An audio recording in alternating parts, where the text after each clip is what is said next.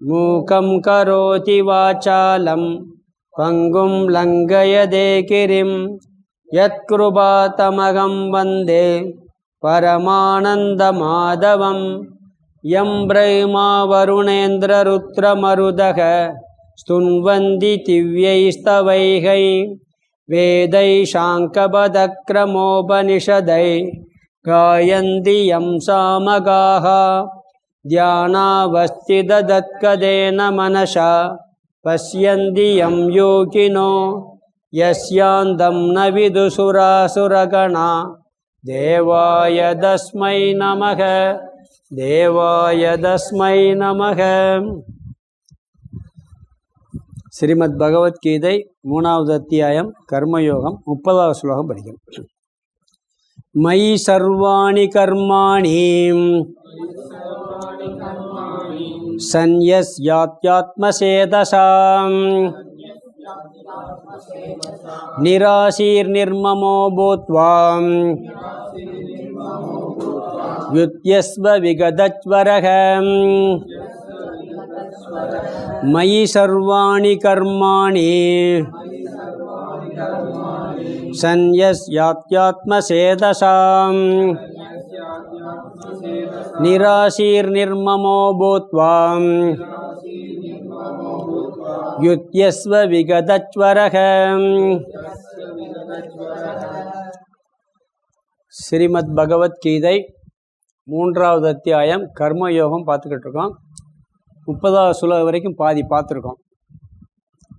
ஆரம்பத்தில் அர்ஜுனுடைய கேள்வி, கர்மம் சிறந்ததா ஞானம் சிறந்ததா, கர்மமா ஞானமா? ஞானம் உயர்ந்தது, கர்மம் உனக்கு சிறந்ததுன்னார். ஞானம்தான் உயர்ந்தது, ஆனால் எல்லாரும் நேரடியாக ஞானத்துக்கு போக முடியாது. நீ உன்னுடைய நிலைமையில் இருந்து பார்த்தா கர்மயோகம்தான் உனக்கு சிறந்ததுன்னார். அந்த கர்மத்தை, கர்மம்னு செயலை நீ யோகமாக செய்ய வேண்டும், கர்மத்தை கர்மயோகமாக செய்ய வேண்டும் சொல்லி 8வது ஸ்லோகத்திலிருந்து 16 வரைக்கும் கர்மயோகத்தை பற்றி விளக்குனார். அப்படி கர்மயோகமாக செஞ்சால் உனக்கு அந்த செயல் உன்னை பந்தப்படுத்தாது அப்படிங்கிற காரணத்தை சொல்லி கர்மயோகத்தை பற்றி நியதம் குரு கர்ம அப்படின்னு ஆரம்பித்து நிறைய விளக்கங்கள்லாம் பார்த்து முடித்தோம். கர்மயோகத்தை பற்றி 16 வரைக்கும் சொல்லிட்டு பிறகு என்ன சொன்னார், என்ன தலைப்புக்கு வந்தோம்னு சொன்னால், யாருக்கு கர்மயோகத்தை கட்டாயம் செய்ய வேண்டிய அவசியம் இல்லை, கடமையை கட்டாயம் செய்ய வேண்டிய அவசியம் இல்லைன்னு சொன்னார். யாருக்குன்னு சொன்னால், அதாவது ஞானத்தை அடைந்து ஞான நிஷ்டை அடைஞ்சவனுக்கு அவன் செய்வான், ஆனால் கர்மயோகமாக செய்ய மாட்டான். ஆனால் அவனும் செய்யணும்னு ஒரு காரணம் சொன்னார். 2வது பிறகு கர்மயோகத்தை நிறைவு செஞ்ச பிறகு என்ன சொன்னார்னு சொன்னால், லோகசங்கரகன் ஒரு தலைப்பு வந்தது. அதாவது அர்ஜுனன் நினைக்கலாம், நான் ஞானி, எனக்கு கர்மயோகம்லாம் செய்ய வேண்டிய அவசியம் இல்லை, கடமையெல்லாம் செய்ய வேண்டிய அவசியம் இல்லைன்னு சொன்னால், ஞானியாக இருந்தாலும் கூட பொறுப்பில் உள்ளவர்கள் கடமையை விடக்கூடாது. உலக நன்மையின் பொருட்டு, உலகத்தை வழிநடத்துதலின் பொருட்டு செய்ய வேண்டும். ஜனகர் நிறை ஞானி, அவர் ராஜ்யத்தை ஆண்டார், அதுக்காக ராஜ்யம் விட்டுட்டு அவர் காட்டுக்கு போயிடல, அவரோட கடமையிலிருந்து அவர் எதுலேயுமே விட்டுட்டு போகலை அப்படின்னு ஜனகரை உதாரணமாக சொல்லி, உலகத்தை நல்வழிப்படுத்துவதற்காகவாவது நீ கடமையை செய்துதான் ஆக வேண்டும், உன்னுடைய கடமையிலிருந்து விலகக்கூடாது அப்படிங்கிற கருத்தை சொன்னார். ஞானி ஏன் கடமையை செய்ய வேண்டும்னா, ஒருத்தர் உயர்ந்த ஸ்தானத்தில் ஞானி இருக்கான், அவன் ஞானத்தினால ஞான நிஷ்டை அடைஞ்சதுனால உலகத்தில் செஞ்சு உன்னை பெற வேண்டிய அவசியம் இல்லை, செய்யாட்டி உன்னை இழக்க வேண்டிய அவசியம் இல்லை, அதனால் நம்ம எதுக்கு செய்யணும்னு சும்மா இருந்தான்னு சொன்னால், அவரே ஒரு வேலையும் செய்யலை, நம்ம எதுக்கு செய்யணும் அப்படின்னு உலகம் அதை பின்பற்ற ஆரம்பித்து விடும், அந்த தர்ம சக்கரம் நின்று விடும்னார். பிறகு அவரவே உதாரணமாக சொன்னார், பகவானவே சொன்னார், கடவுளுக்கு ஏதாவது செஞ்சு அடைய வேண்டியது இருக்கா, செய்யாமல் ஏதாவது இழக்க முடிய வேண்டியிருக்குமா? அவர் செஞ்சாலும் ஒன்று தான், செய்யாட்டாலும் ஒன்று தான். அப்படி இருக்கும் பொழுது நானே செயல் செய்து கொண்டிருக்கின்றேன்னார் கிருஷ்ண பரமாத்மா. அதனால் செயலை யாருமே விடுவதற்கு சமுதாயத்தில் பொறுப்பில் இருக்கிறவங்களுக்கு விடக்கூடாது. காட்டில் மலையில் உட்காந்துருக்காரு, ஞானம் அடைஞ்சிட்டாருன்னா அவருக்கு தேவையில்லை. பொறுப்பில் இருப்பவர்கள், சமுதாயத்தில் இருப்பவர்கள் ஞானத்தை அடைந்தாலும் கூட, ஞான நிஷ்டையை அடைந்தாலும் கூட மக்களின் நலனுக்காக, மக்களை நல்வழிப்படுத்துவதற்காக செயல் செய்ய வேண்டும். ஏன்னா பெரியவங்க என்ன செய்கிறாங்களோ அதை பார்த்தா எல்லாரும் கடைப்பிடிப்பார்கள் அப்படிங்கிற கருத்தை சொன்னேன். அப்படி இவர்களுக்கு பேர் சிஷ்டாச்சாரர்கள்னு பேர், உலகத்தை நல்வழிப்படுத்துபவர்கள்.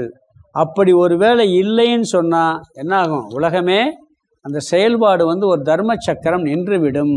அதனால் விளைவு சொன்னார், குழப்பம் ஏற்படும், வர்ணாசிரம தர்மமெல்லாம் குழப்பத்தை ஏற்படுத்தும், உலகம் நாசத்தை அடையும் சொல்லிட்டு பிறகு ஞானிகளுக்கு ஒரு அட்வைஸ் பண்ணார் கடைசியாக பார்க்கும் பொழுது. அதாவது உலகத்தில் இருக்கிறவங்க அஞ்ஞானிகள் பற்றோடையும் பலனில் ஆசை வைத்தும் செயல் செஞ்சுக்கிட்டு இருப்பாங்க. அவங்களுக்கு ஞானம் கிடையாது. அதனால் என்ன பண்ணுவான்? அதை அடையணும், இதை அடையணும், இந்த லாபம் வரணும், அந்த லாபம் வரணும், இதை பண்ணால் இன்னும் பலன் கிடைக்கும்னு வேலை செய்வான். ஞானி என்ன செய்யணும்னு சொன்னால் பற்றில்லாமல் அதே வேலை எவனும் செய்யணும். அஞ்ஞானி எப்படி செய்கிறானோ அதே மாதிரி பற்றில்லாமல் செய்ய வேண்டும். எதற்காகன்னு சொன்னால் உலக நன்மைக்காக. அஞ்ஞானி பற்றோட ரொம்ப ஆர்வமாக செய்வான். ஏன்னா அவனுக்கு பலன் கிடைக்கிறதுக்காக செய்வான்.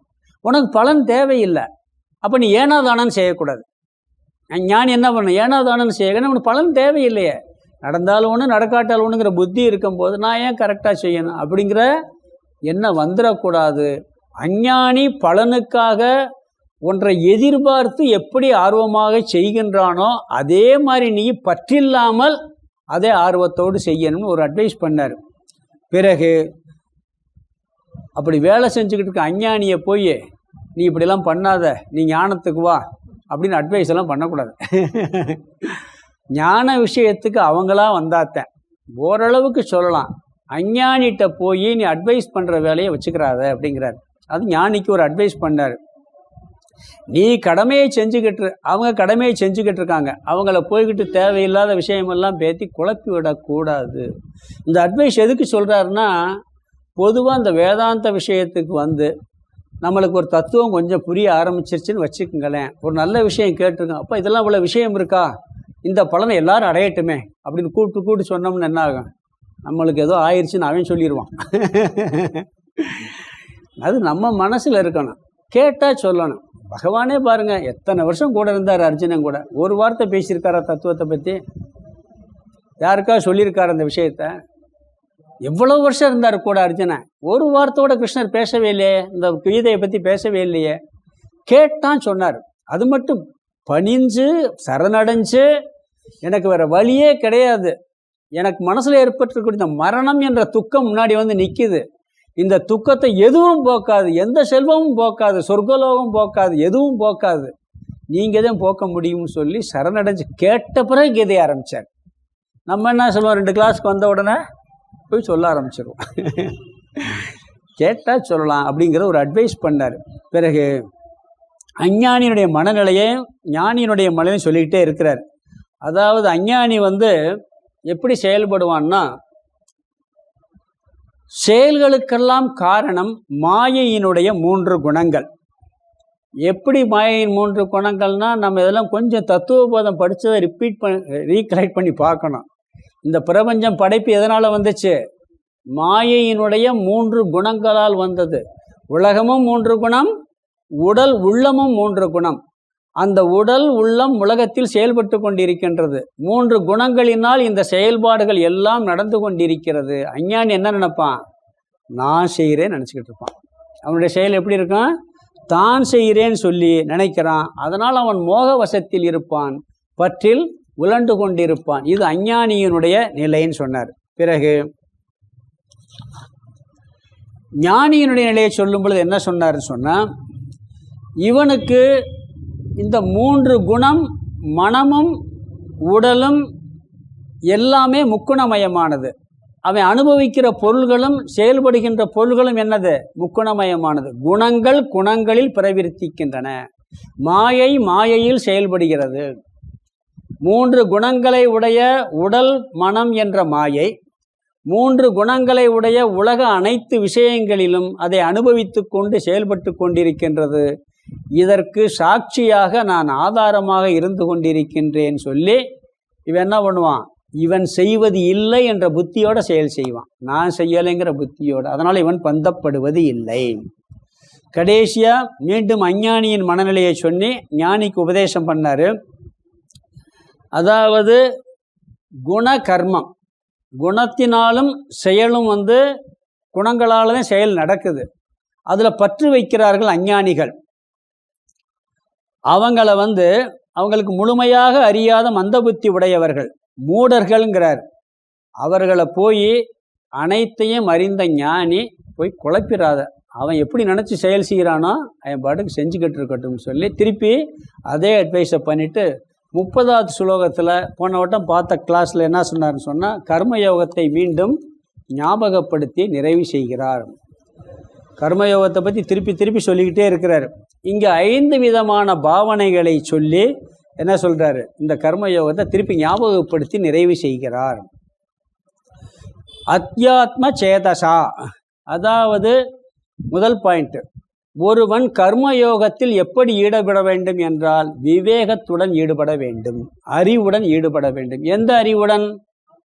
இதுவரைக்கும் படித்து சொல்லியிருக்கல நான் சொல்கிறார். பகவான் சொன்ன விஷயத்தெல்லாம் ஞாபகம் வச்சுக்கிட்டு அந்த அறிவோடு நாம் ஒவ்வொரு செயலும் செய்யணும். செயல் செய்யும் பொழுது எப்பொழுதுமே ஞாபகம் வச்சுக்க, எந்த செயல் செய்தாலும் ஒரு தெளிவு இருக்கணும். புத்தி ஒரு தெளிவாக இருக்கணும். அதை எப்படி செய்யணும், எந்த பாவனையோடு செய்யணுங்கிற அறிவு இருக்கணும். செயல் எப்பொழுதுமே பாவ புண்ணியத்தை கொடுக்காது. அதில் வைக்கிற பாவனை தான் பாவ புண்ணியத்தை கொடுக்கும். நோக்கம் பாவ புண்ணியம். கர்மயோகி என்ன பண்ணுவான்? கடவுளுக்காக செய்வான், சித்தசுத்திக்காக செய்வான், கடமை நினச்சி செய்வான். அஞ்ஞானி என்ன பண்ணுவான்? அப்படி இல்லை, அவனுக்கு ஏதோ ஒரு பலன் வேணும், அது வேணும், இது வேணுங்கிற 2 பேரும் ஒரே மாதிரி தான் செய்வாங்க. அவனுக்கு பந்தப்படுத்த, அவனுக்கு பந்தப்படுத்த. உதாரணம் சொன்னேன். திருடன் ஒரு பொருளை பறிக்கிறதுக்காக என்ன பண்ணுறான்? ஒருத்தரை கொலை பண்ணிடுறான். அவனுக்கு என்ன கிடைக்கும்? பாவம் கிடைக்கும்.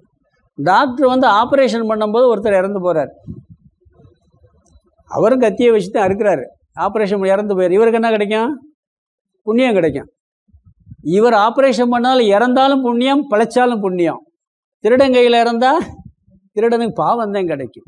பாவனை தான் வித்தியாசம்னு சொல்லி அந்த பாவனைக்கு முக்கியத்துவம் கொடுத்தார். எல்லாம் மனசில் இருக்கக்கூடிய பாவனை. நம்ம எப்படி என்றோமோ அதன்படி தான் வாழ்க்கையே அமையும். எல்லாம் கடவுளுக்காக. அதுக்கடுத்து சொன்னார் அடுத்த வார்த்தை, மம சர்வாணி கர்மாணி சம்யசிய. 2வது பாயிண்ட். முதல்ல அத்தியாத்ம சேதசா, விவேக புத்தியுடன் அறிவுடன் இந்த கர்மயோகத்தை செய்ய வேண்டும்.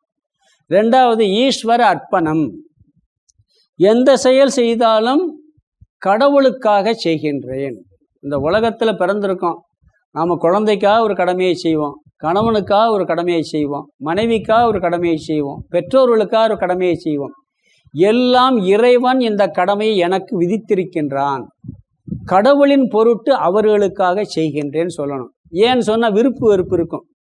ஒருத்தர் மேலே விருப்பு இருக்கும், ஒருத்தர் மேலே வெறுப்பு இருக்கும். உயர்ந்த ஒருத்தருக்காக நாம் செயல் செய்கிறோம்னு நினச்சோம்னு சொன்னால் அந்த விருப்பு வெறுப்பு வராது, ஒரு ஆர்வமும் வரும். அந்த முன்னாடியே ஒரு இடம் சொல்லியிருக்கேன். ஒருத்தர் எல்லாருக்கும் கார் ஓட்டுறாரு. ஒரு நாள் காந்திக்கு ஓட்ட வேண்டிய சூழ்நிலை வந்துருச்சு. அவர் முதலாளி என்ன பண்ணியிருக்கிறாரு, இன்றைக்கி காந்தியை விட்டுவான்னு சொன்னாராம். அன்றைக்கி ரொம்ப பக்குவமாக, ரொம்ப இதெல்லாம் இருந்து ஆர்வமாக ஒரு இன்ட்ரெஸ்ட்டாக போய் விட்டுட்டு 25 வருஷமாக சொல்லிக்கிட்டு இருந்தார், நான் காந்தி கார் ஓட்டினேன், நான் எத்தனை கார் ஓட்டிக்கிட்டே இருக்காரு. அப்போ அது மாதிரி நாம் கடவுளுக்காக ஒவ்வொரு செயல், நீ என்ன செஞ்சுட்டு போ, தர்மமாக செய்ய, இது கடவுளுக்காக செய்கிறேன்னு செய்ய அப்படின்னாரு. அதில் அந்த செயல் செஞ்சோம்னு சொன்னால் பிறகு அதில் கூடிய பலனில் பிரசாத புத்தி இருக்க வேண்டும். அதில் ஏதாவது பலன் கிடைக்கும். இது கடவுள் எனக்கு இந்த பலனை கொடுத்துருக்கு, வேணான்னு சொல்லலை, பலன் அனுபவிக்க வேணான்னு சொல்லலை, கடவுள் கொடுத்த எனக்கு பிரசாதம் நான் அனுபவிக்கிறேன் அப்படிங்கிற புத்தியோடு அனுபவிக்கணும். இது 2வது பாயிண்ட். 3வது நிராசீகி. நிராசீகின்னு சொன்னால் எதிர்பார்க்காமல் இருத்தல், பலனை எதிர்பார்க்காமல் இருத்தல் இருக்கு. அதாவது உரிமைகளை தியாகம் செய்தல். அதாவது நாம் கடமையை செஞ்சுருப்போம், நம்ம கடமையை செஞ்சதுனால ஒருத்தர் பலன் அடைஞ்சிருப்பாங்க, நம்மளால் அவர் பலன் அடைஞ்சிட்டார்ல, அவற்றிருந்து நான் இதை எனக்கு எதிர்பார்க்குறேன், எனக்கு உரிமை இருக்குது. இப்போ குழந்தையை காப்பாற்றுறது நம்மளுடைய கடமை. குழந்தையை காப்பாற்றி வளர்த்து படிக்க வச்சு திருமணம் முடித்து அந்த குழந்தையிட்டருந்து நம்ம என்ன எதிர்பார்க்குறோம், நம்ம கடமையை செஞ்ச பிறகு அவன் நம்மளை பாதுகாக்கிறது அவனுடைய கடமை. நீங்கள் எதிர்பார்த்து அது உரிமை ஆயிடுது. நம்மள்ட்ட உரிமை அதுக்கு, அது நம்ம கையில் கிடையாது. அவன் காப்பாற்றலாம், காப்பாற்றாம விடலாம், கஷ்டம் கூட படுத்தலாம். நிறைய பேர் அப்படி தானே பண்ணுறாங்க. வளர்த்த பிறகு அவன் கஷ்டப்படுத்துகிறான். செய்கிறதுக்கு கடமையை செஞ்சு அதனால் ஒருத்தர் பலன் அடைஞ்சாச்சுன்னா அந்த பலனில் நீ உரிமையை எதிர்பார்க்காதே. ஒரு பாட்டெல்லாம் சொல்லியிருக்கேன், அந்த சொல்லாதே யாரும் கேட்டால் படத்தில் ஒரு வாசனை வரும். உரிமையோ உரிமை என்று ஊரங்கு மேடை போட்டால் கடமையோ கடமை என்று காரியம் செய்தால் என்ன. எல்லாம் உரிமையில இருக்குது. உரிமை உரிமை, கேட்போம் உரிமை கேட்போம் உரிமையும்பான். செய்வோம் கடமை செய்வோம் கடமைன்னு சொல்கிறது இல்லை. என்ன அந்த சினிமாவில் வசனம் வரும், கேட்போம் உரிமை கேட்போம் உரிமைன்னு வரும். முதல்ல கடமையை செய்ப்போம். உரிமை நம்ம கையில் கிடையாது. உரிமை அது பகவான் கையில் இருக்குது. ஏன்னா ஒரு செயல் செய்கிறதுக்கு நமக்கு அதிகாரம் இருக்குது. பலன் நம்மளுக்கு ரிப்பீட் பண்ணணுங்கிறது நம்ம கையில் கிடையாது, அவங்க கையில் இருக்குது. அது அவங்க கடமை. அவங்க கடமையை செய்யலாம், செய்யாமல் போகலாம். அதனால் நிராசீகி, நாம் ஆசைப்பட்டு செஞ்சாலும் கூட தப்பு இல்லை. ஆனால் அதில் திருப்பி எதிர்பார்க்கிறது நம்மளுக்கு கிடைக்கும்னு சொல்ல முடியாது. எந்த பலன் வந்தாலும் இந்த பிரசாத புத்தி இருந்துன்னு சொன்னால் நாம் அதிலிருந்து விடுபடலாம். சங்கரர் ஒரு இடத்துல சொல்கிறார், நீ கடமையை செய்யும் பொழுது கர்மயோகமாக செய்யும்போது சித்த சுத்திக்காக செய்கிறோம்னு சொல்லுவான். அதை கூட எதிர்பார்க்காதப்பா. கடவுள்கிட்ட பூஜை பண்ணுறோம், எனக்கு உலகத்தில் அந்த பொருள் வேணும், இந்த பொருள் வேணும், அது வேணும், இது வேணும், எனக்கு அந்த நன்மை வேணும் பூஜை பண்ணுறோம். இது காமிய பிரார்த்தனை. கடவுளே வேணும்னு பிரார்த்தனை பண்ணுறோம். இது நிஷ்காம பிரார்த்தனை. உன்னை கூட நீ கூட எனக்கு வேணாம்ப்பா, நான் உனக்கு பூஜை பண்ணுறேன் அவ்வளோதான் அப்படின்னா அது எவ்வளோ உயர்ந்த பாவனை யோசிச்சு பாருங்க. அதை விட ஹையஸ்ட் பாவனை. சங்கரர் அப்படி சொல்கிறார், செய்கிறேன் அவ்வளவுதான், அதோட விட்டுரு. அது சித்த சுத்தி வருது, பலன் வருது, என்ன பலன் அதை பற்றி எனக்கு கவலையே. நான் செய்ய வேண்டிய டியூட்டி செஞ்சு முடிச்சிடுறேன். இந்த பலன் வந்தால் பிரசாதம் அதெல்லாம் வருது வரல, அதை பற்றி எனக்கு கவலையே இல்லை. அந்த அளவுக்கு சித்த சித்தியை கூட எதிர்பார்க்காமல் கடவுளுடைய அனுகிரகம் வேணும் கூட அவர் கொடுத்தா கொடுத்துட்டு போகிறாரு, கொடுக்காட்டி போகிறாரு, நான் செய்கிறேன். இதெல்லாம் ரொம்ப உயர்ந்த பாவனை. ராமகிருஷ்ண பரமஹம்சர் விவேகானந்தர் பார்த்து போயிட்டு இருக்கும்போது ஒரு விவேகானந்தர் ராமகிருஷ்ணர் என்ன பண்ணுவார் தெரியுமா? இவரோட பேச மாட்டார், யார் கூட, விவேகானந்தர் கூட. எல்லாம் பக்தர்கள்லாம் இருப்பாங்க, மற்ற சிஷியம் கூட நல்லா பேசுவார். அவர் வந்தார், அப்படி மூஞ்சி அப்படி திருப்பிக்கிடுவாராம். விவேகானந்தருக்கு எப்படி இருக்கும்? எல்லாரும் கூட இவர் பார்ப்பாராம், கேட்பாராம், ஒருவாடு பேசாமல் போயிடுவாராம். விவேகானந்தர் ஒன்றுமே பேச மாட்டாராம். ஒரு தொடர்ச்சியாக வந்துக்கிட்டு அவர் வர்றதை நிப்பாட்டலை. பிறகு ஒரு நான் தான் அவங்கள்ட்ட பேசுறது இல்லை, உன்னை கண்டாலே திரும்பிக்கிற இல்லை, நீ எதுக்கு வர்றேன்னாராம். நீங்கள் பேசணுன்னு பேசாட்டி என்ன வேணால் நான் உங்களை பார்க்கணும், உங்கள் பேச்சை கேட்கணும், நான் கேட்டு நான் பாட்டு போய்கிட்டு இருக்கேன். இப்படி ஒரு பாவனை இருக்கான்னு டெஸ்ட் பண்ணுறதுக்காக பண்ணியிருக்காரு. மற்றவங்ககிட்ட பேசாமல் இருந்தானோ, குருநாதர் பேச மாட்டேங்கிறார், நான் ஒரு மூஞ்சில் முழிக்கவே மாட்டேன், அவர் என்கிட்டே பேச, நான் எதுக்கு அங்கே போக மாட்டான் இவர். அப்போ அவருடைய அன்பு கூட எனக்கு வேணாம். எப்படி பாவனை பாருங்க விவேகானந்தருக்கு. குருநாதர் அன்பு கூட எனக்கு வேணாம், அவர் ஸ்பீச்சை கேட்கணும் போகிறேன், அவ்வளவுதான். அதோடு எனக்கு டியூட்டி முடிஞ்சு போச்சுன்னு சொல்கிறாரு. அது எவ்வளோ பெரிய உயர்ந்த பாவனை. அப்படி நிராசீகி, எதிர்பார்க்காமல், எதையும் எதிர்பார்க்காமல் செய்ய வேண்டும். பிறகு நிர்மம பூத்வா, மமகாரத்தை துறந்து. 4வது கர்மயோகத்தை வரைக்கும் பேசினாலும் கொஞ்சம் ஷார்ட்டாக ஒரு 5 பாயிண்டில் சொல்லிடுறாரு. நிர்மம பூத்வா, மமகாரத்தை துறந்து. நிர்மமகன்னா மமகாரத்தை துறந்து, அவ்விதமாகி, பூத்வானா என்னுடையது என்ற பாவனை அற்றவனாக செய்யிட்டார். நம்ம என்ன பண்ணாலும் என்ன பண்ணுவோம், என்னுடையதுங்கிற புத்தி போகவே போகாது, மமகாரம் போகாது. எது நம்ம இருக்கு சும்மா கீதைக்கு வசனம் போடும்போது சொல்லுவாங்க, எதை கொண்டு வந்தாய் எதைக்கு இழப்பதற்குன்னு ஒரு வசனம் சொல்லுவாங்க. உண்மை அதுதான். எதையும் நம்ம எடுத்துகிட்டு போக முடியாது, இருக்கிற வரைக்கும் பயன்படுத்தலாம். உறவுகளாக இருக்கட்டும், பொருள்களாக இருக்கட்டும், ஒன்று நம்மளை விட்டு அவங்க போயிடுவாங்க, இல்லாட்டி அவங்கள விட்டு நாம் போயிடுவோம்.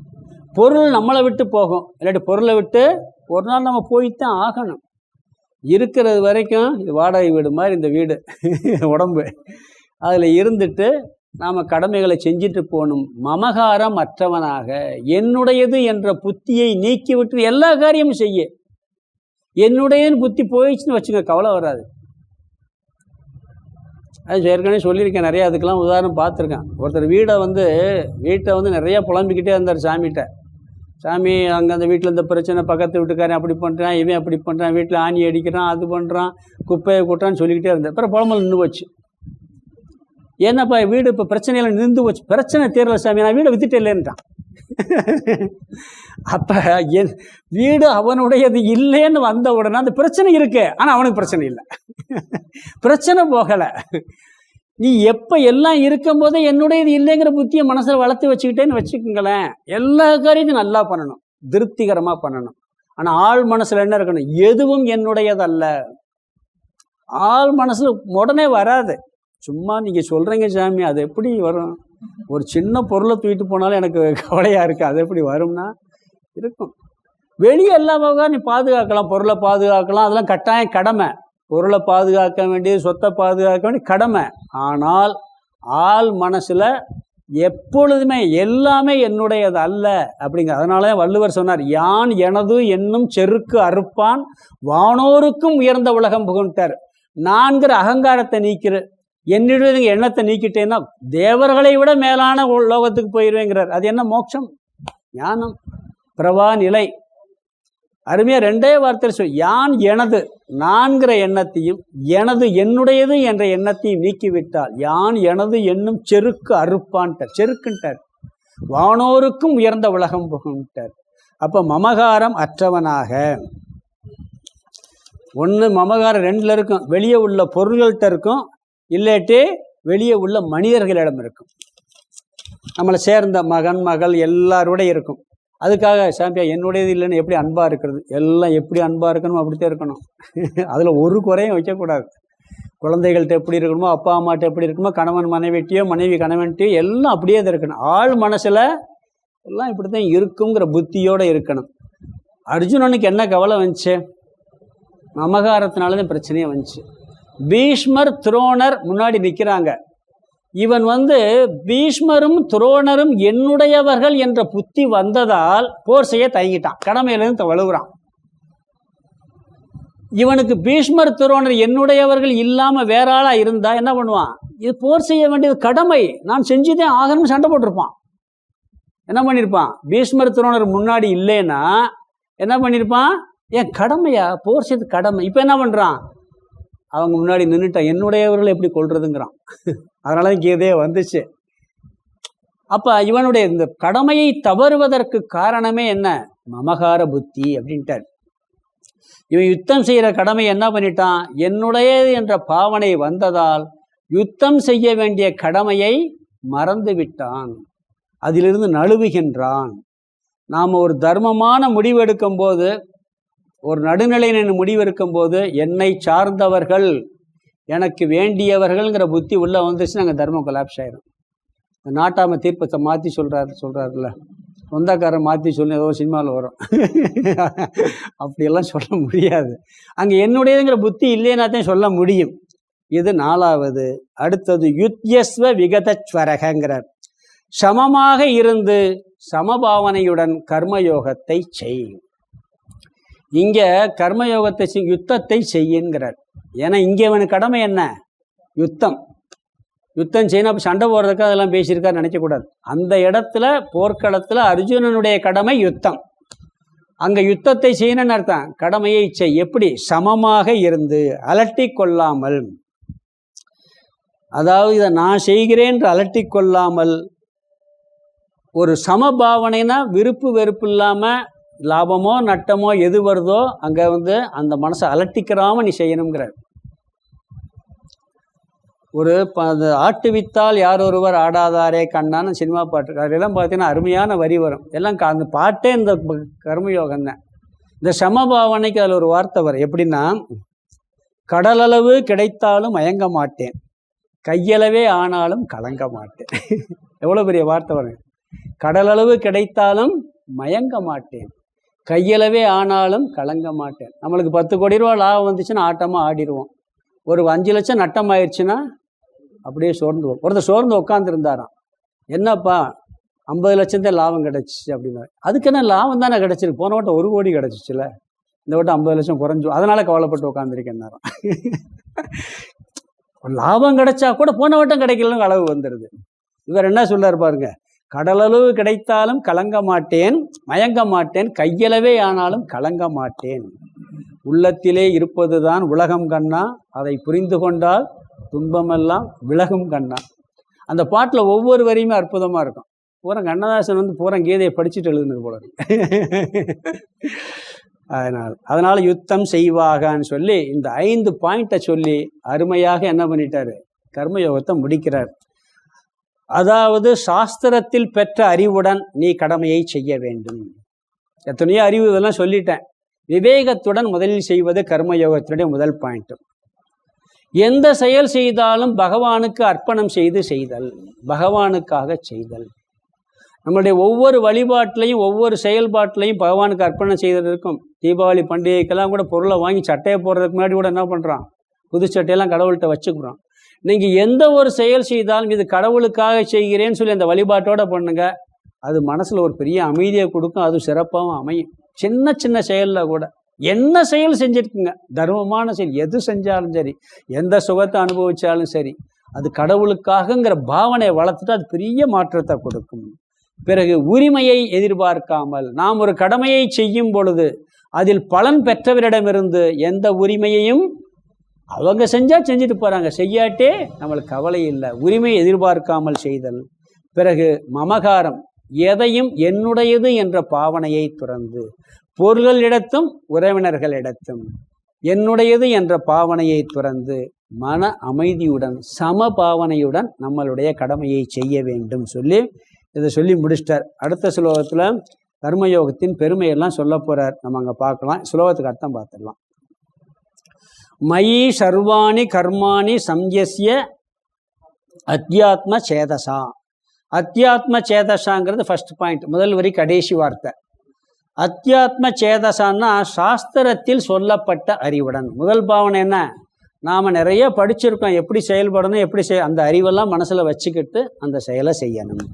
மயி முதல் வார்த்தை, என்னிடத்தில் சர்வாணி கர்மாணி, எல்லா செயல்களையும், லௌகிக கர்மமாக இருக்கட்டும் வைதிக கர்மமாக இருக்கட்டும், உலக விஷயங்களில் நீ செயல்படுகின்ற செயலாக இருக்கட்டும், கடவுள் விஷயங்களில் செயல்படுகின்ற செயலாக இருக்கட்டும், எல்லா செயல்களையும் சம்யஸ்ய அர்ப்பணம் செய்து, மயி என்னிடத்தில் அர்ப்பணம் செய்து. மயி சர்வாணி கர்மாணி சம்யஸ்னா அனைத்து செயல்களையும் என்னிடத்தில் அர்ப்பணம் செய்து. 2வது பாயிண்ட். 3வது நிராசீகி, உரிமையை எதிர்பார்க்காமல். நிராசீகன எதிர்பார்க்காமல், எதை எதிர்பார்க்காமல், பலனையோ உரிமையையோ எதிர்பார்க்காமல். இது 3வது பாயிண்ட். 4வது நிர்மமோ, நிர்மம பூத்வா, நிர்மமோ பூத்வா, மமகாரம் அற்றவனாக ஆகி, என்னுடையது என்ற எண்ணம் இல்லாதவனாக ஆகி, யுத்யஸ்வ விகதஸ்வரக. விகதஸ்வரகன்னா சமபாவனையுடன் அமைதியுடன் அலட்டி கொள்ளாமல், யுத்யஸ்வ யுத்தத்தை செய்யும். அலட்டி கொள்ளாமல் சமபாவனை மற்றதை செய்யலாம். சண்டை ஓடும்போது எப்படி அலட்டிக்கிறாம செய்கிறது, மனசுக்குள்ளே அலட்டிக்கிறக்கூடாது. உள்ளுக்குள்ளே அவன் போர் செய்யும்போது கோவமெல்லாம் வந்தால் தானே செய்ய முடியும். அதுக்காக இங்கே என்ன போர் செய்யும்போது எப்படி அலட்டிக்கிறாமல் செய்யணும் கேட்கக்கூடாது. கடமையை செய்யும்போது அலட்டிக்கிறாமல் செய்யணும்னு சொல்லியிருக்கிறாரு. 5 வித பாவனையை செஞ்சு அடுத்து கர்மயோகத்தின் பெருமையை 31வது ஸ்லோகத்தில் சொல்கிறாரு. அதை அடுத்த ஸ்லோகத்தில் பார்க்கலாம். 31 படிக்கலாம். ஏமே மதமிதம் நித்யம் அனுதிஷ்டந்தி மாணவாகம் ஸ்ரத்தாவாந்தோ நசூயந்தோ முச்யந்தே தேபி கர்மபிஹி. ஏமே மதமிதம் நித்யம் அனுதிஷ்டந்தி மாணவாக ஸ்ரத்தாவந்தோ அனுசூயந்தோ முச்யந்தே தேபி கர்மபிஹி.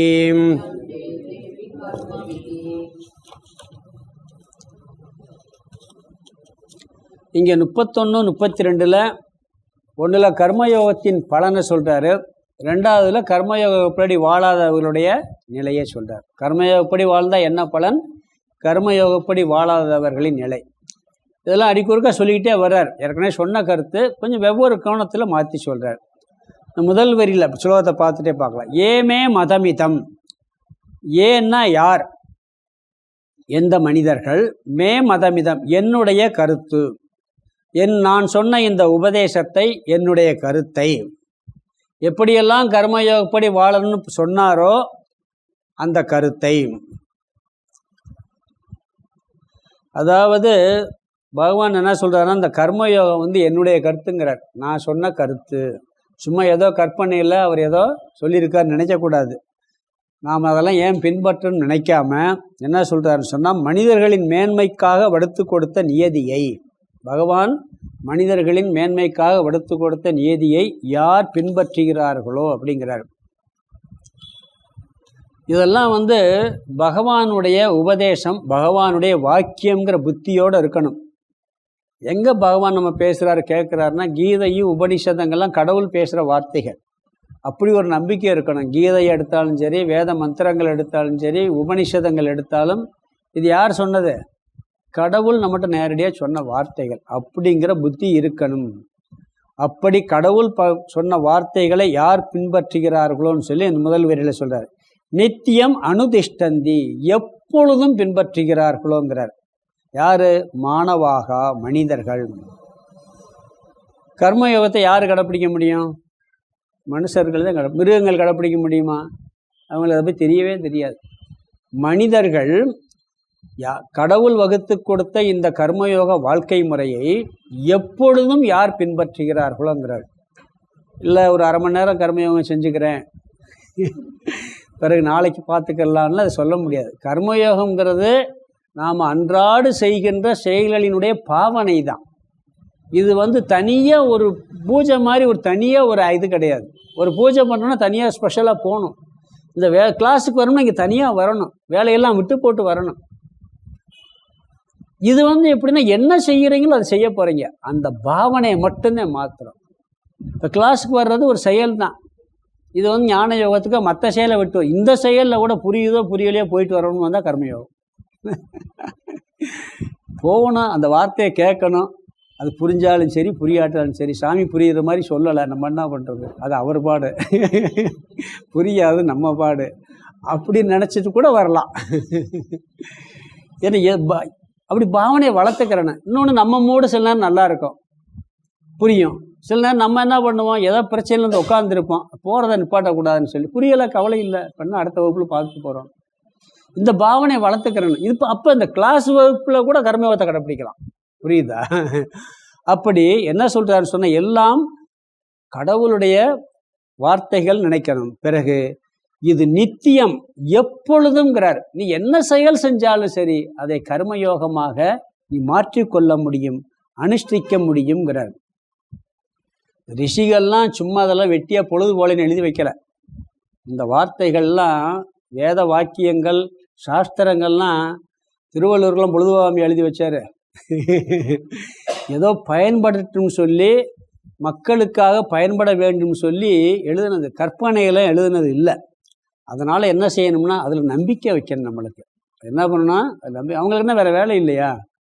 எல்லாம் பயன்படுவதற்காக கடவுள் என்ன பண்ணியிருக்கார், இதெல்லாம் பண்ணியிருக்காரு. வேதமே யாராலும் எழுதப்பட்டதில்லைன்னு ஒரு கருத்து இருக்குது. கடவுள் உலகத்தை படைக்கும் பொழுதே என்ன பண்ணிட்டாரு, வேதத்தை கொடுத்துட்டார். எப்படி வாழ வேண்டும், எப்படி வாழக்கூடாது என்ற அறிவையும், எது உண்மை எது பொய் என்ற அறிவையும் வேதங்களில் பகவான் கொடுத்து விட்டார். கர்மகாண்டத்தில் எப்படி வாழணும் எப்படி வாழக்கூடாதுன்னு சொல்லிட்டார். ஞான காண்டத்தில் எது உண்மை எது பொய்ன்னு சொல்லிட்டார். அந்த கடவுளுக்கு வகுத்து கொடுத்த அந்த வேதத்தை புரிவதற்காக ரிஷிகள், ஞானிகள், மகான்கள் நம்மளுக்காக என்ன பண்ணியிருக்காங்க, அழகா அதில் சில எளிமைப்படுத்தி நிறைய சொல்லியிருக்கிறாங்க. அதனால் அதில் என்ன பண்ண, ஸ்ரத்தா வந்தகன்ட்டார். ரெண்டாவது வரி முதல் வார்த்தை நம்பிக்கையுடன். நம்பிக்கை ரொம்ப முக்கியம். ஸ்ரத்தாவான் லபதே ஞானம் அடுத்த அத்தியாயத்தில் வருது, அங்கே நிறைய விளக்கம் விரிவாக பார்க்கலாம். இங்கே பொதுவாக நம்பிக்கை உள்ளவன் தான் ஞானத்தை அடைவான்னு அங்கே சொல்லியிருக்கு. இங்கே சிரத்தையை நம்பிக்கையோடு படிக்கணுங்கிறார். உள்ள ஏதோ விஷயம் இருக்குது அப்படின்னு படிக்கணும். இல்லாமல் இவ்வளவு நாள் நிற்குமா? யோசிச்சு பாருங்க. எத்தனை ஒரு போராட்டங்கள், எத்தனை படையெடுப்புகள், எவ்வளவு வந்தாலும் கூட வேதம் அழிஞ்சிருக்கா? ஏதாவது பரவாயில்ல, மகாபாரதம் 5000 வருஷத்துக்கு முன்னாடி, ராமாயணம் 8 லட்சம் வருஷத்துக்கு மேலே ஆச்சுங்கிறாங்க. அந்த கதை வால்மீகி எழுதுனது இன்னைக்கும் ஒரு சுலோகம் கூட விடாமல் அப்படியே கையில் இருக்கே. மனப்பாடமாக சொல்றால் அப்படியே இருக்கு. இன்னைக்கு இந்த ஒருத்தர் சொன்னாராம், அந்நியர்கள் படையெடுத்து இந்தியாவில் பாரத தேசத்தில் இருக்க அத்தனை வேத புஸ்தகங்கள் எல்லாத்தையும் பொசுக்கி போயிட்டாலும் ஒரு வரி விடாமல் சொல்கிறதுக்கு ஆள் இருக்கு. இன்னைக்கு ராமாயணத்தையும் முழுசாக சொல்ல ஆள் இருக்கு, மகாபாரத்தையும் சொல்ல ஆள் இருக்கு, வேத மந்திரங்கள் 20,000 மந்திரங்களுக்கு மேலே இருக்குது, அத்தனையும் சொல்ல ஆள் இருக்கு. சொல்லியிருக்காங்க அப்படிலாம். இன்றைக்கி நான் சொல்லுவேன் சாமி அப்படின்லாம் சொல்கிற ஆள்லாம் இருக்குது. அதனால தான் காப்பாற்றப்பட்டிருக்கு. புஸ்தகத்தில் மட்டும்தான் என்றைக்கும் அழிஞ்சு போயிருக்கும் அது. அதனால் அப்படிப்பட்டு காப்பாற்றப்பட்டிருக்க வேதம் வந்து பொய்யா இருக்குமா? அதில் சொன்ன வார்த்தைகள் தப்பாக இருக்குமா? ஸ்ரத்தாவான், நம்பிக்கையோடு, அனுசூயந்தக, அடுத்த வார்த்தை குறை சொல்லாமல். அதாவது அதையும் குறை சொல்லக்கூடாது, நம்ம மற்றவங்ககிட்டையும் மற்றவங்களை பற்றி குறை சொல்கிறத குறைச்சிக்கிறணும். ஒரு தகவலுக்காக சில விஷயங்களுக்கு சொல்லலாமே ஒழிய குறை கூறுவதவே இருக்கக்கூடாது. சில பேருக்கு பார்த்தீங்கன்னா அடுத்தவங்களை பற்றி குறை சொல்லி பேசினாத்தான் மனசில் சந்தோஷம் வரும். இருக்காங்களா இல்லையா? எப்போ பாருங்க வாயை திறந்தாலே வேற குறை சொல்கிறதாத்தே இருக்கும். அது அது என்ன ஆகும்னா அது நல்ல குணம் இல்லை. அதனால் என்ன செய்யணும்னு சொன்னால் சில நேரங்கள் அப்படி விரதம் எடுத்துக்கிறேன்னு சொல்லுவாங்க. அதனால தான் மௌன விரதம் கூட நாம் இருக்கிறது. சில பேர் மௌன இருந்துட்டு முடிஞ்ச உடனே ரொம்ப குறை சொல்ல ஆரம்பிச்சுடுவாங்க. அதுவும் கூடாது. மௌன விரதம் கூட ஈஸி, அளவாக பேசுகிறது ரொம்ப கஷ்டம். அதனால் என்ன சொல்கிறாருன்னு சொன்னால் நம்மளே யோசித்து பார்த்தோம்னா எல்லாருக்கும் உண்டு, இல்லைன்னு சொல்ல. காலையிலேருந்து பேசணும் ரெக்கார்ட் பண்ணி வச்சிடணும், காலையிலேருந்து சாயந்தரம் வரைக்கும். அதில் பார்த்தீங்கன்னா ஒரு 75% மற்றவங்களை குறை சொல்கிற வார்த்தையாகத்தே இருக்கும். திருப்பி போட்டு பார்க்கணும். அதனால் என்ன சொல்கிறாருன்னு சொன்னால் இதெல்லாம் செல்லணும். கீதையும் குறை சொல்லக்கூடாது, ஞானிகள் பேச்சையும் குறை சொல்லக்கூடாது, மற்றவர்களையும் குறை சொல்லக்கூடாது. குறைகளை தெரிந்து கொள்ள வேண்டாம் என்று சொல்லவில்லை. மற்றவர்களை குறையை தெரிஞ்சாதே நம்ம செயல்படுத்த முடியும். சில நேரங்களில் சுட்டி காட்ட வேண்டிய சில நேரம் சொல்லலாம். ஆனால் அதே வேலையை வச்சுக்கிட்டு குறை சொல்வதே ஒரு பண்பாக இருக்கக்கூடாது அப்படிங்கிறார். குறிப்பாக பகவானுடைய வாக்கியத்தில் குறை சொல்லக்கூடாது. அப்படி இருந்தால் அவங்க என்ன பலன் அடைவார்கள் சொல்கிறார். 2வது விரலில் 2வது வார்த்தை சொல்கிறார். முச்சியந்தே, விடுதலை அடைகிறார்கள். தேபி, அவர்களும். எதிலிருந்து? கர்மபீகி, கர்ம பந்தத்திலிருந்து. இப்படியெல்லாம் இருந்து இதை கடைப்பிடிச்சு இந்த கர்மயோகப்படி வாழ்ந்து குறை சொல்லாமல் இப்படியெல்லாம் வாழ்ந்தாங்கன்னு சொன்னால் அவர்கள் மோட்சத்தை அடைவார்கள். கர்ம பந்தத்திலிருந்து, கர்மம் பந்தப்படுத்தும், கர்மயோகம் பந்தத்திலிருந்து நம்மை விடுவித்து மோட்சத்தை அடைவிக்கும். தர்ம அதர்மத்திலிருந்து, பாப புண்ணியத்திலிருந்தும் அவர்களுக்கு விடுதலை கிடைக்கும். பாபத்திலேருந்து விடுதலை கிடைச்சா பரவாயில்ல, அதர்மத்திலேருந்து விடுதலை கிடைச்சா பரவாயில்ல, புண்ணியத்திலேருந்து எதுக்கு விடுதலை அடையணும்? புண்ணியத்திலேருந்து விடுதலை அடையணும், இல்லாட்டி மீண்டும் மீண்டும் பிறப்போம். புண்ணியமும் நம்மளை கட்டுப்படுத்தும், அது உயர்ந்த நிலை. புண்ணியமும் நம்மளை கட்டுப்படுத்தும். புண்ணியம் நிறையா இருந்தால் சொர்க்கத்துக்கு போய் பறக்க வேண்டியது, நல்ல பிறவி பறக்க வேண்டிய இருக்கும். புண்ணியம் இருக்கும், நம்மளை பந்தப்படுத்தக்கூடாது. புண்ணியம் நிறையா இருக்கணும், அது பந்தப்படுத்தாது. பந்தப்படுத்தாமல் இருந்தால் நாம் மோட்சத்தை அடையலாம். அதனால் இங்கே என்ன சொல்லியிருக்கிறேன்னா, சிரத்தையுடன் இருக்க வேண்டும், குறை கூறாத மனதுடன் இருக்க வேண்டும். இது பகவான் உபதேசித்த உயர்ந்த தத்துவம் என்று எப்பொழுதும் கடைப்பிடித்தால் அவன் விடுதலை அடைகின்றான். முதல் படி கர்மயோகம், கடைசிப்படி ஞான யோகம். முதல் படி கர்மயோகத்தில் இருந்து ஆரம்பித்து ஞான யோகத்தில் போய் இதை நிறைவு பண்ணி மோட்சத்தை அடைய வேண்டும். முதல் படியில் ஸ்டெப் எடுத்து உள்ளே நுழைஞ்சிடணும். கர்மயோகத்தில் நுழைஞ்சிட்டா கட்டாயம் என்ன பண்ணுவான்? மோட்சத்தை அடைஞ்சு விடுதலையாக வெளியே போயிடுவான். சொல்லுவோம்ல, திருப்பதி கோயிலுக்குள்ளே போய் உள்ளே போய் உட்காந்தாச்சுன்னா பூட்டி வச்சுருவான், திருப்பி வெளியே வர முடியாது. ஏதாவது ஒரு ரூட்டில் கொண்டு போய் சாமியை பார்த்துட்டே வெளியே வரணும்.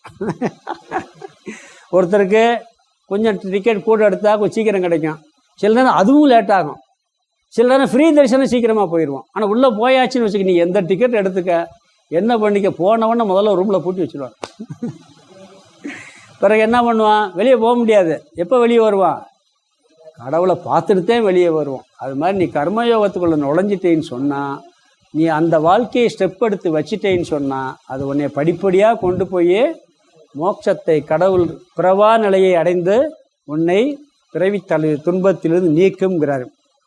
பிறகு அடுத்து என்ன சொல்ல போகிறாருன்னா, இதை பின்பற்றலைன்னா என்ன, பின்பற்றினா மோட்சம் அடைஞ்சிருவோம், பின்பற்றலைன்னா என்ன பலன்கிறதையும் சொல்ல போகிறாரு. அதை அடுத்து பார்க்கலாம். இந்த ஸ்லோகத்துக்கு அர்த்தத்தை பார்த்துடலாம். ஏமே மதமிதம்.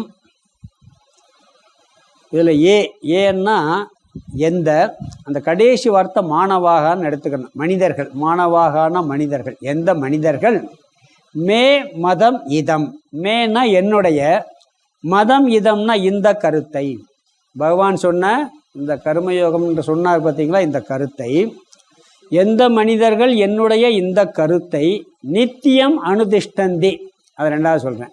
கீழே அடுத்த வரிக்கு வரலாம். சிரத்தாவான், சிரத்தா வந்தக, அதை பிரித்தோம்னா சிரத்தா வந்தோ அனசூயந்தேன்னு இருக்கு. சிரத்தா வந்தக அனசூயந்த.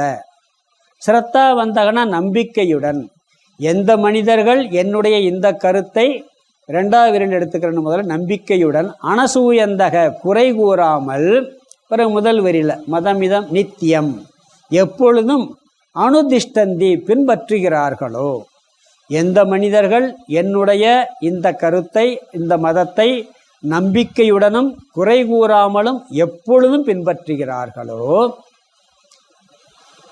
தே அபி முச்சியந்தே தே அபி கர்மபீகின்னு இருக்கு.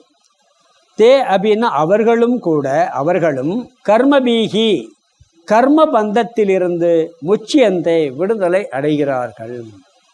செயல் பந்தப்படுத்தும், செயலை யோகமாக செய்தால் அது விடுதலை அடைய வைக்கும். அதை எப்படி செய்ய வேண்டும் சொல்லி இங்கே பழனி சொல்லி முடிச்சிட்டார். நம்பிக்கை வேணும், குறை கூறாத புத்தி வேணும், எப்பொழுதும் பின்பற்றணும். அப்படி பண்ணினால் கர்ம பந்தத்திலிருந்து விடுபட்டு நம்மளை மோட்சத்தை அடைய வைக்கும். அடுத்து 32 படிக்கலாம். ஏ த்வேததப்யசூயந்தோ நானு திஷ்டந்தி மே மதம் சர்வஜான விமூடாம் தானம் வித்தி நஷ்டான சேதசக. ஏ த்வேததப்யசூயந்தோ நானு திஷ்டந்தி மே மதம் சர்வஜான விமூடாம் தானம் வித்தி நஷ்டான சேதசக.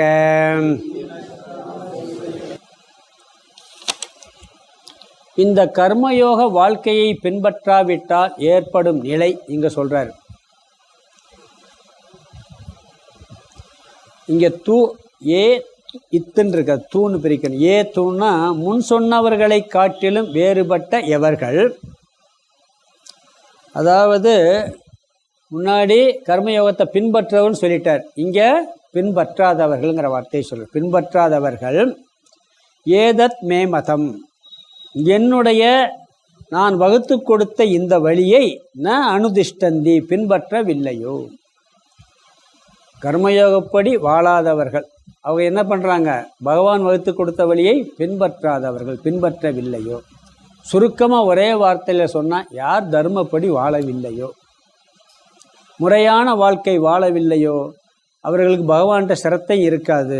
அதனால் என்ன சொல்கிறாருன்னு சொன்னால், அவங்க அங்கே குறை கூறாதவர்கள்னார். இங்கே என்ன சொல்கிறாருன்னு சொன்னால், அப்யசூயந்தக குறை சொல்லி கொண்டு இருப்பவர்களாக. அங்கே அனசூயந்தகன்னார், குறை சொல்லாதவர்கள்னார். இங்கே என்ன செய்வாங்க, எப்போ பார்த்தாலுமே குறை சொல்லிக்கிட்டே இருப்போம். ராமாயண மகாபாரத்தை குறை சொல்கிறது எத்தனை பேருக்கு பழக்கமாக இருக்குது.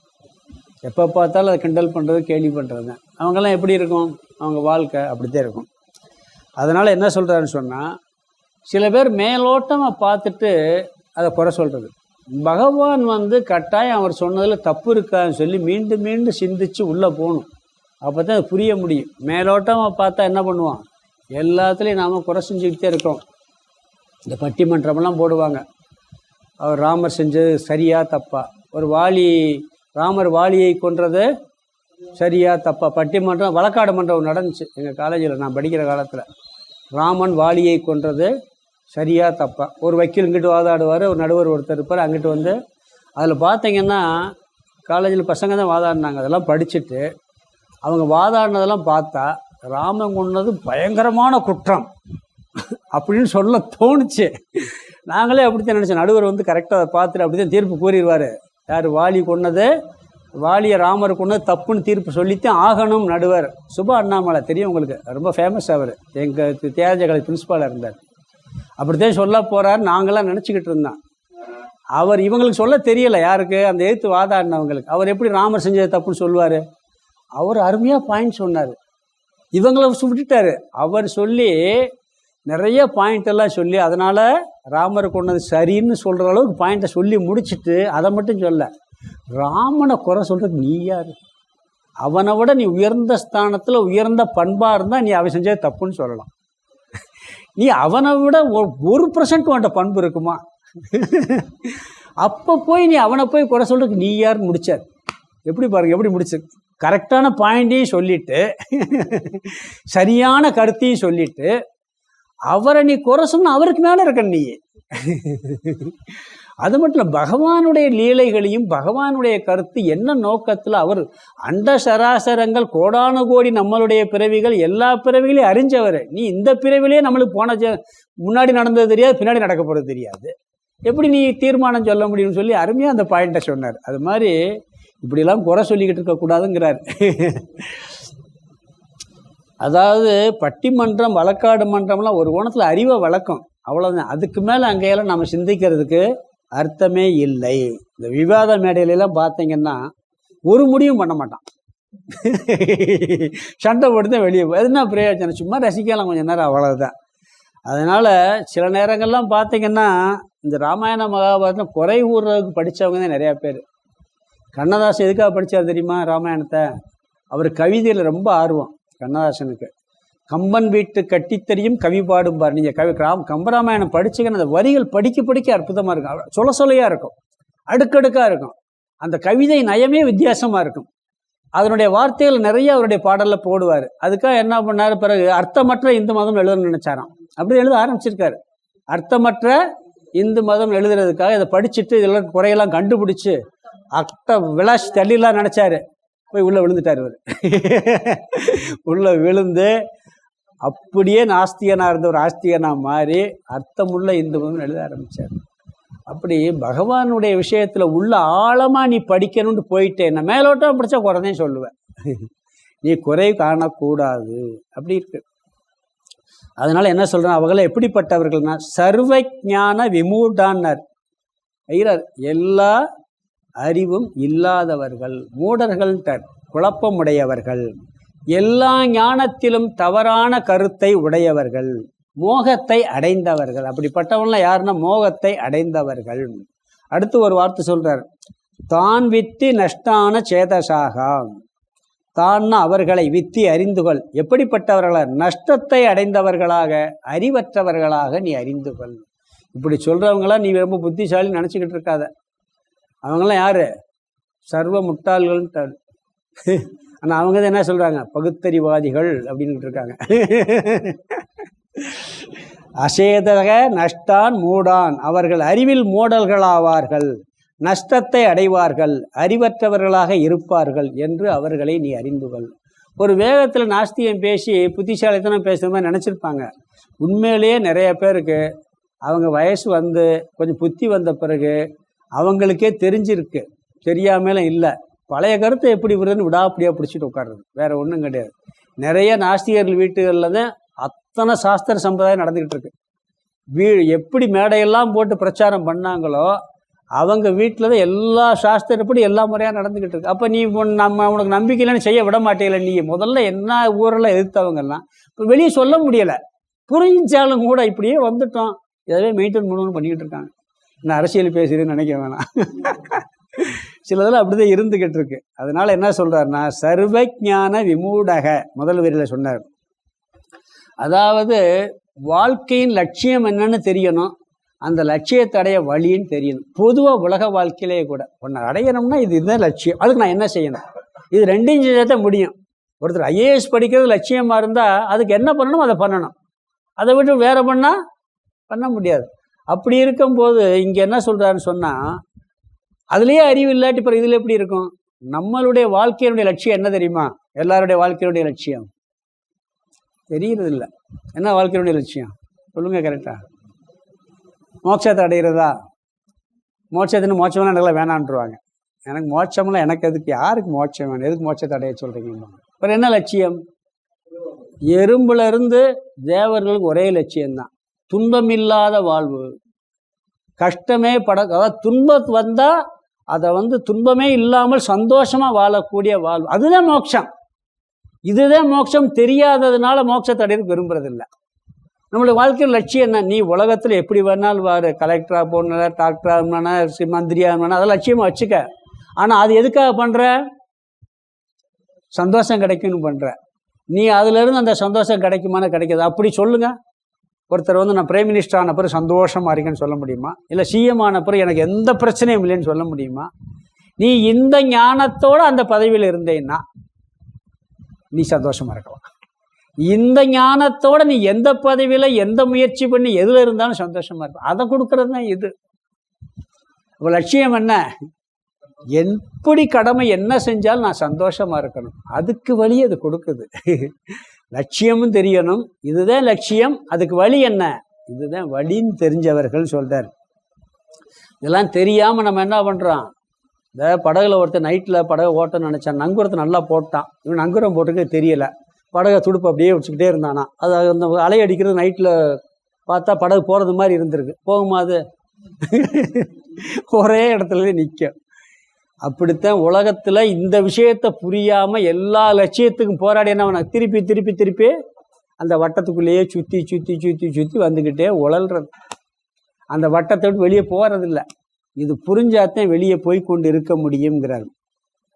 அதனால என்ன சொல்கிறாருன்னு சொன்னால், நாம் தர்மப்படி வாழ்ந்து கர்மயோகப்படி வாழ்ந்து அடைய வேண்டும். அப்படி வாழ்றதுனால உனக்கு என்ன கிடைக்கும் அப்படின்னு சொன்னால்,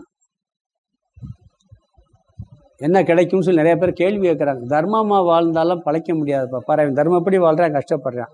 அவன் அவ்வளோ அட்டுழியம் பண்ணுறான், ஆடி காரில் போகிறான். சொல்கிறோமா இல்லையா? இதெல்லாம் எப்படின்னா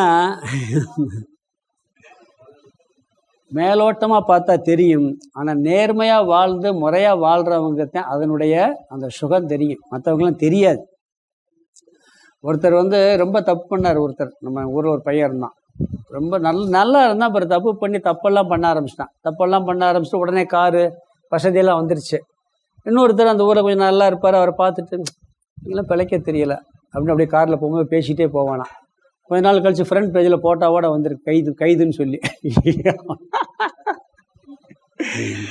அப்போ என்ன பண்ண முடியும்? அதனால் நிறைய பேருக்கு அந்த நேர்மையினுடைய அருமை தெரியறதில்ல, லட்சியம் தெரியறதில்ல. அதனால் அவங்களுக்கு நஷ்டத்தை அடைகிறார்கள், வாழ்க்கையே நாசப்படுத்தி விட்டார்கள்ங்கிறார். நீ உலகத்தில் என்ன லாபத்தை அடைஞ்சாலும் சரி, என்ன நஷ்டத்தை அடைஞ்சாலும் சரி, இந்த வாழ்க்கை மட்டும் இருந்ததுன்னா, இந்த புத்தி இந்த பாவனை இருந்ததுன்னு சொன்னால் உன் மனசில் என்றுமே அமைதி இருக்கும். இல்லைன்னா இந்த பாவனை இல்லாமல் இருந்தால் என்ன லாபம் அடைஞ்சாலும் அது நஷ்ட கணக்கு மாதிரிதேங்கிறார். ஹரிச்சந்திரன் தர்மத்தை உண்மையை பேசி பல கஷ்டங்களை அடைஞ்சான். நாம் என்ன நினைக்கிறோம்? உண்மை பேசினாலே கஷ்டப்பட்டான், பரிதாபப்படுறோம். ஆனால் அதனுடைய ஆனந்தம் அவனுக்கு தான் தெரியும், நம்மளுக்கு தெரியாது. உண்மையை பேசுகிறவங்களுக்கு தான் அதில் கிடைக்கக்கூடிய ஆனந்தத்தை அனுபவிக்க முடியும், நம்ம அனுபவிக்க முடியாது. அதனால் என்ன சொல்கிறான்னு சொன்னால், நீ கர்மயோகம் செய்யலைன்னா உனக்கு நஷ்டம் தேங்கிறது முடிக்கிறார். இங்கே ஒன்றா பலன் சொன்னால், கர்மயோகப்படி வாழ்ந்தால் பலன் கிடைக்கும். அப்படி வாழாதவர்கள் இந்த கருத்தை குறை சொல்வாங்க.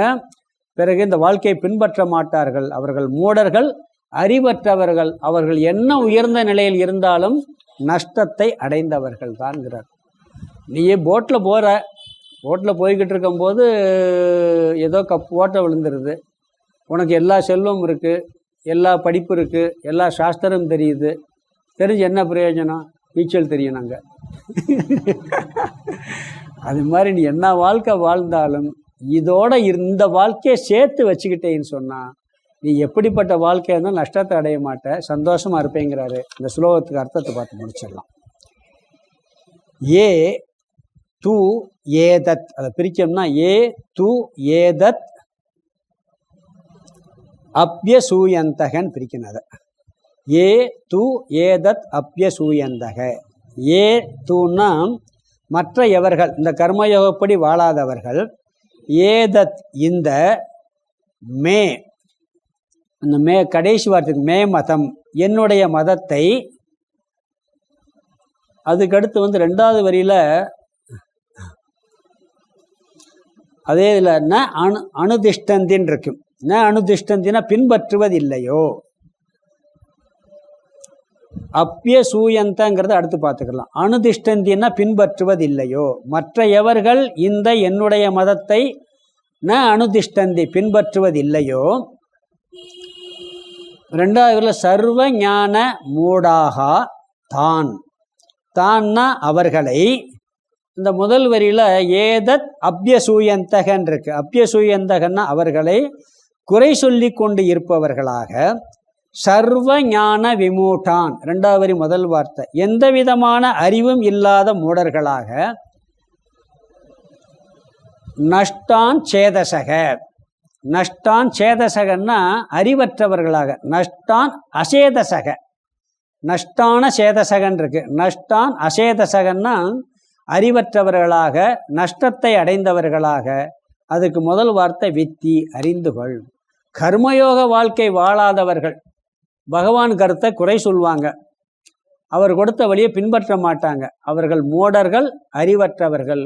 அவர்கள் என்ன வாழ்க்கை வாழ்ந்தாலும் கூட அவர்களுடைய வாழ்க்கை வீண்தான், நஷ்டம்தான். ஏன்னு சொன்னால் திருப்பி என்ன ஒரே வட்டத்துக்குள்ளே சுற்றிக்கிட்டே இருக்கணும். வட்டத்தை விட்டு வெளியே வர முடியாது. அது மாதிரி அவர்கள் நஷ்டத்தை அடைந்தவர்கள் சொல்கிறாரு. அடுத்து 33வது ஸ்லோகம், 34வது ஸ்லோகம் ரொம்ப முக்கியமான ஒரு ஸ்லோகம்.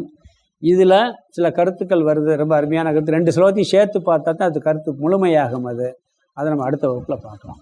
ஓம் பூர்ணமத பூர்ணமிதம் பூர்ணாத் பூர்ணமுதச்யதே பூர்ணஸ்ய பூர்ணமாதாய பூர்ணமேவாவசிஷ்யதே. ஓம் சாந்தி சாந்தி சாந்தி. ஹரிஹி ஓம் ஆதிகுருநாத சுவாமிக்கு ஜெய்.